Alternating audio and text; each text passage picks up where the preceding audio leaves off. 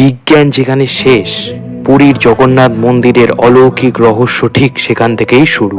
মন্দিরের একদম কাছেই রয়েছে বিশাল সমুদ্র, যা তীব্র গর্জনে চারপাশ সবসময় কেঁপে ওঠে।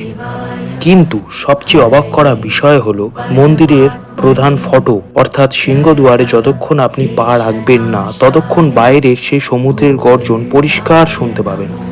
কিন্তু যেই মুহূর্তে আপনি সিংহদ্বার পেরিয়ে মন্দিরের ভিতরে মাত্র এক কদমও বাড়াবেন, সমুদ্রের সেই তীব্র আওয়াজ যেন নিমেষেই গায়েব হয়ে যাবে। কিন্তু কেন এমনটা হয় জানেন কি? এর পিছনে দুটি যুক্তি রয়েছে। একটি পৌরাণিক কাহিনী বা বিশ্বাস, আরেকটি হচ্ছে বিজ্ঞানের ভাষা। পৌরাণিক বিশ্বাস অনুযায়ী জগন্নাথ দেবের ঘুমের সুবিধার্থে স্বয়ং হনুমানজি সমুদ্রের শব্দকে এখানে আটকে রেখেছেন নিজের শক্তিতে।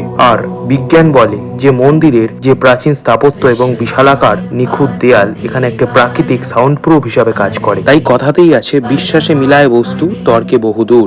আপনার এই মহাপ্রভু জগন্নাথ দেবের এই অবিশ্বাস্য মহিমা আপনার কেমন লাগলো কমেন্টে অবশ্যই লিখুন। জয় জগন্নাথ। আর এমন রহস্য জানতে এক্ষুনি আমাদের চ্যানেলটি সাবস্ক্রাইব করুন।